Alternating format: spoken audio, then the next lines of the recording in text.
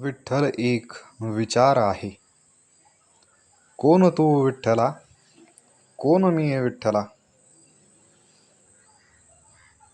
कोण तू विठ्ठला? कोण मी विठ्ठला?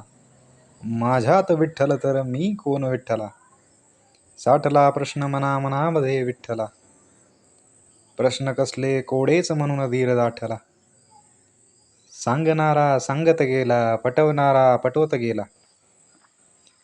संदर्भाचा ढीग दाटला, पण मनामधला प्रश्न ना मिटला.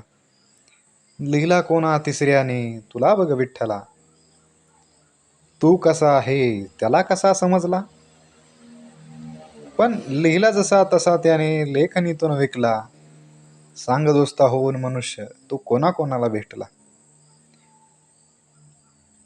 कोण तू विठ्ठला? कोण मी विठ्ठला? तुला समजण्यास का संदर्भ मी सापडावा.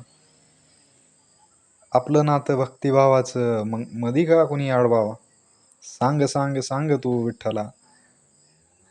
तुला समजून घेताना मी विचारात गुंगलो. म्हणून दोस्ता मी माझ्या संसाराच्या दुःखातून सुटलो. तुला तू सिद्ध करायला चमत्कार दावला. मी तुझा भक्त म्हणून मला सरणावरती रचला. मनी तुझा भाव भोळा, मला तर त्यांनी नुसता बहिष्कारांनी जाळला. तू कोण विठ्ठला? मी कोण विठ्ठला? माझं पाप धुवायला समजाना मला का काशीला जाऊ. मी म्हणतो आपली काशी तर पंढरपुरात करू. विठ्ठल विठ्ठल म्हणत म्हणून माझं कंबरडं मोडलं यांनी.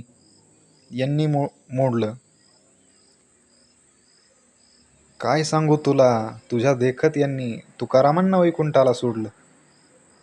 वाचता वाचता वाचला तुकाराम. वाचता वाचता वाचला तुकाराम. वाचून उठल्यावर समजलं की मी झालो की मी तुकाराम. पण माहिती आहे मला माझा बी होणार तुकाराम. जर मी विद्रोही झालो तर अन्यायाला वाचा फोडणार.